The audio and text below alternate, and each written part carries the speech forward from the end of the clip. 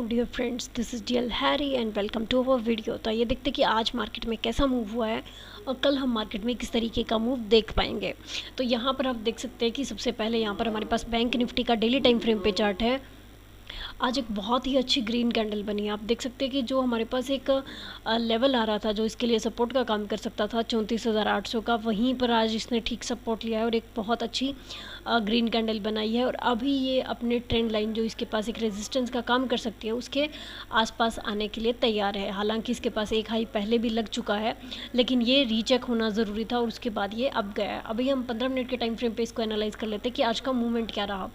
Morning में जैसे कि आप देख सकते हैं कि यहाँ पर काफ़ी कंसोलिडेशन था। यहाँ पर मॉर्निंग में 15 मिनट की कैंडल के ही इनसाइड में काफ़ी कैंडल्स बन गई थी। तो यहाँ पर आप जो एक स्ट्रैंगल जो ट्रेड होती है या स्ट्रेडल जो होता है उसके अकॉर्डिंग आप कर सकते थे।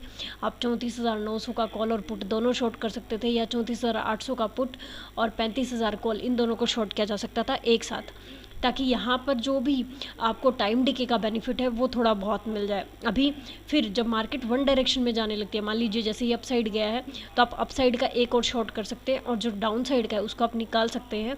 और अगर ये डाउन जाता है तो आप अपसाइड वाले को निकाल दीजिए और डाउन साइड वाला ही एक और शॉर्ट कर दीजिए।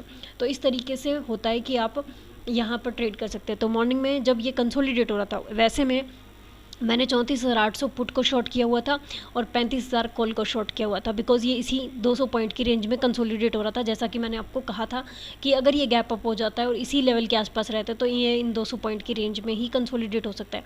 अगर ये पूरा दिन कंसोलिडेट रहता तो मुझे टाइम डिके का बेनिफिट मिलता, लेकिन ये जब तक यहाँ तक आया तब तक भी मुझे टाइम डिके में 10-20 पॉइंट्स मिल रहे थे बेनिफिट के अकॉर्डिंग। अभी यहाँ पर अगर आप देखेंगे तो जैसे ही इसने ब्रेकआउट किया तो यहाँ पर मैंने पुट को निकाल दिया, जो 34,800 नहीं, 35,000 कॉल जो था वो उसको मैंने निकाल दिया, क्योंकि ये उसी डायरेक्शन में जा रहा था। 35,000 कॉल को निकालने के बाद मैंने यहीं पर 35,000 पुट को शॉर्ट कर दिया, बिकॉज ये वन वे जाने वाला था।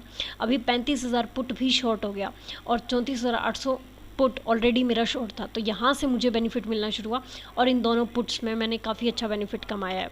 तो यहाँ पर आप देख सकते हैं कि एक पैटर्न कंफर्म होने पे आप कितनी अच्छी ट्रेड ले सकते हैं। और यहाँ पर क्योंकि वन वे मूव हुआ है तो आज सभी ने काफ़ी अच्छी इसमें ट्रेड्स बनाई होंगी।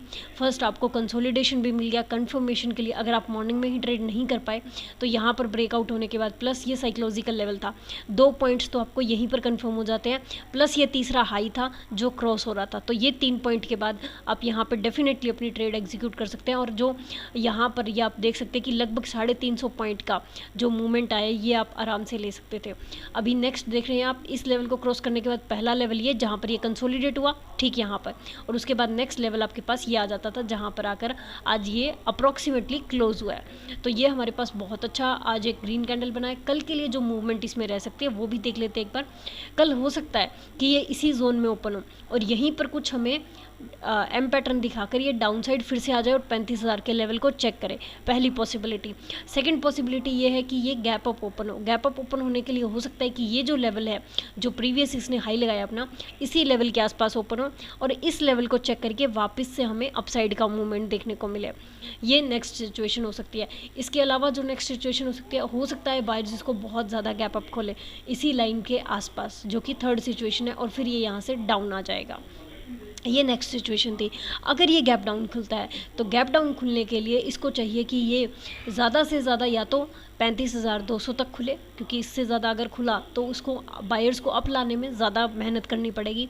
अगर ये मान लीजिए इस जोन के आसपास खुलता है कहीं भी 35,100 के आसपास, तो यहाँ से बायर्स हो सकता है कि ज़्यादा मोमेंटम ना ला पाएँ और अपने प्रॉफिट्स को बुक करें और फिर वहाँ से सेलिंग आए और वो 35,000 को चेक करके फिर कंसोलिडेट हो जाए। तो हो सकता है कि कल एक इसी ग्रीन कैंडल के इनसाइड में हम कैंडल देख पाएँ, तो ये एक पॉसिबिलिटी भी हो सकती है।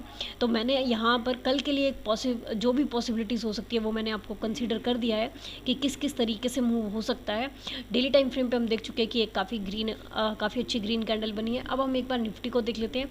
निफ्टी देखिए, निफ्टी एक ग्रीन कैंडल बनाया है आज गैप अप करके और बहुत अच्छी ग्रीन कैंडल बनी है, लेकिन जो हाई लगा है वो पहले वाले हाई के बिल्कुल बराबर है। तो अगर ये यहीं पर रेजिस्ट कर जाता है तो कल ये फिर से डाउन आ जाएगा, मीन्स सेलर इसमें वापस से इसी पॉइंट से हैवी हो जाएंगे और जितना इसको डाउन लेकर आए थे एटलीस्ट उसका हाफ इसको डाउन लेकर आना चाहेंगे वो।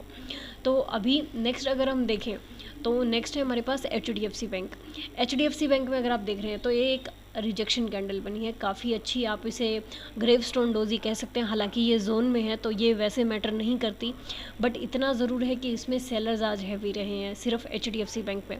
HDFC बैंक क्योंकि बैंक निफ्टी में सबसे ज़्यादा वेटेज रखता है, तो आप देख पाएंगे कि अगर कल भी HDFC बैंक डाउन रहता है और बाकी बैंक्स में इतनी बाइंग नहीं आती जितनी आ जाई है, तो कल बैंक निफ्टी भी थोड़ा बहुत डाउन कर सकता है या कंसोलिडेट कर सकता है। तो इसलिए ज़रूरी है कि कल या तो HDFC बैंक में भी बाइंग आए बाकी सब बैंक्स के साथ, या हम यहाँ पर एक ग्रीन कैंडल देख पाएँ और बाकी सब बैंक्स अगर कंसोलिडेट भी होते हैं और अगर सिर्फ इसी में बाइंग आ जाती है तब भी बैंक निफ्टी कंसोलिडेट करके थोड़ा अपसाइड जा सकता है। तो ये पॉसिबिलिटीज़ हैं HDFC बैंक की। नेक्स्ट अगर हम बाकी बैंक्स को देखें तो यहाँ पर एक्सिस बैंक जो है वो अपने एक लेवल के पास है बिल्कुल, जो पहले इसने हाई लगाया था। हालांकि क्लोजिंग हुई है यहाँ पर और हाई नया लगा चुका है, तो पॉसिबिलिटी है कि बाइंग आए कल भी और हमें वापस से इसमें 700 का जो साइकोलॉजिकल लेवल है यहाँ तक की मूवमेंट देखने को मिले। बिकॉज अगर आप देखेंगे तो ये जो लेवल था ये चेक हुआ है और अभी ये चेक होने के बाद वापस से इसमें अपसाइड का मूव पॉसिबल है बहुत ज़्यादा। नेक्स्ट हमारे पास है ICICI बैंक। ICICI बैंक भी अगर आप देखेंगे तो इस लेवल के बिल्कुल पास में है, लेकिन हमारे पास बेनिफिट एक जो प्लस पॉइंट वो है ये कि ये लाइन चेक हो चुकी है। जो बड़े टाइम फ्रेम पे हमारे पास एक रेजिस्टेंस ट्रेंड लाइन आ रही थी ये चेक हो चुकी है, तो अभी ये अपसाइड में और बड़ा मूव कर सकता है क्योंकि सभी रीचेक हो रहे हैं। देखिए एक्सिस बैंक रीचेक हो रहा है, ICICI बैंक रीचेक हो रहा है और ये है SBIN भी हमारे पास रीचेक हो चुका है इस लेवल पे। तो अभी अगर ये इस हाई को क्रॉस कर देगा तो इसमें भी हम अपसाइड का मूव देख पाएंगे। ऊपर हमारे पास 500 का साइकोलॉजिकल लेवल है तो वहाँ तक की मूवमेंट इसमें आ सकती है फॉर श्योर अगर इसमें बाइंग कंटिन्यू रहती है। तो आपने देखा है कि सिर्फ HDFC बैंक को छोड़कर बाकी सब रीचेक कर चुके हैं और कोटक बैंक में बहुत अच्छी बाइंग आई है। ये बॉक्स अब हमारे यूज़ में नहीं है तो हम इसे हटा देते हैं। अभी हमारे पास जो है हम इस लेवल को कंसीडर करेंगे कि हमारे पास ये लेवल है, या तो ये इस लेवल को अपना रेजिस्टेंस माने या बाइंग को कंटिन्यू करते हुए और डायरेक्ट इसी लेवल तक आ जाइए। ट्रायंगल भी अब हमारे लिए इतना मैटर नहीं करती है तो इसको भी हम हटा देते हैं और लेवल हमारे पास नया आ चुका है तो हम इन ड्राइंग्स को चेंज कर देते हैं ताकि हम इन्हें अच्छे से समझ पाएँ। अभी आप देख सकते हैं कि ये भी रीचेक होकर गया है, तो ये सबसे अच्छा पॉइंट है कि ये रीचेक होकर गया है तो ये भी ज़्यादा ऊपर जा सकता है। तो सिर्फ HDFC बैंक को छोड़कर बाकी सभी रीचेक हो चुके हैं एक बार के लिए। HDFC बैंक भी अगर रीचेक का सिग्नल दे देता है तो फॉर श्योर है कि BN हमें अपसाइड के अच्छे मूव्स दे सकता है। कल के लिए मैंने आपको एनालिसिस बता दिया है, देखते हैं कि कल BN किस तरीके से मूव करता है और हम BN में कहाँ कहाँ किस तरीके से शॉर्ट कर पाएंगे। मैंने आपको मेनली जो जिस तरीके से एनालाइज बताया उसमें आप शॉर्ट ही कीजिए बिकॉज मोमेंटम आपके फेवर में रहता है। अगर वो स्लो भी है तब भी आप बेनिफिट कमा सकते हैं। फॉर एग्जांपल मैंने आपको बताया कि आज मॉर्निंग में जो कंसोलिडेशन था सिर्फ 200 पॉइंट की रेंज में, सॉरी ये कोटक बैंक है, ये बैंक निफ्टी, ये जो 200 पॉइंट की रेंज में ये कंसोलिडेट हुआ इसी में ही आपको 20 से 25 पॉइंट आराम से मिल गए, जबकि बायर्स को यहाँ पर कुछ नहीं मिल रहा था, ज़्यादा बेनिफिट में बायर्स नहीं थे। तो इस तरीके से आप कंसोलिडेशन में भी एक सेलर कमा सकता है। तो अगर कल आपको इनमें से जो भी मैंने आपको लेवल्स बताए हैं, मान लीजिए ये लेवल दिखता है या ये वाला लेवल दिखता है या इसी जोन में कहीं भी आपको पैटर्न बनते हुए दिखता है तो आप इस ATM को उठा सकते हैं या फिर जो OTM होता है थोड़ा सा या डीप ITM नहीं उठाएंगे, जो एट द रेट ATM है या फिर जो नियर बाई ITM है, मान लीजिए 100 पॉइंट की रेंज में या जो अभी रीच हो सकता है उसी को आप सेल कीजिए बिकॉज एक्सपायरी पास है, आपको ज़्यादा प्रीमियम के नहीं मिलेंगे तो आपको ज़्यादा बेनिफिट्स भी नहीं मिलेगा एज अ सेलर। तो इसीलिए आप स्ट्राइक प्राइसेस भी सोच समझ कर उठाइए कि कौन सा स्ट्राइक प्राइस आप उठा रहे हैं।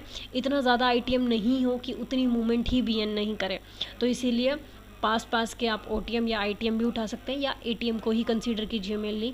सो आज के लिए फ्रेंड्स इतना ही, मिलते हैं नेक्स्ट वीडियो में। Till then thank you and happy trading.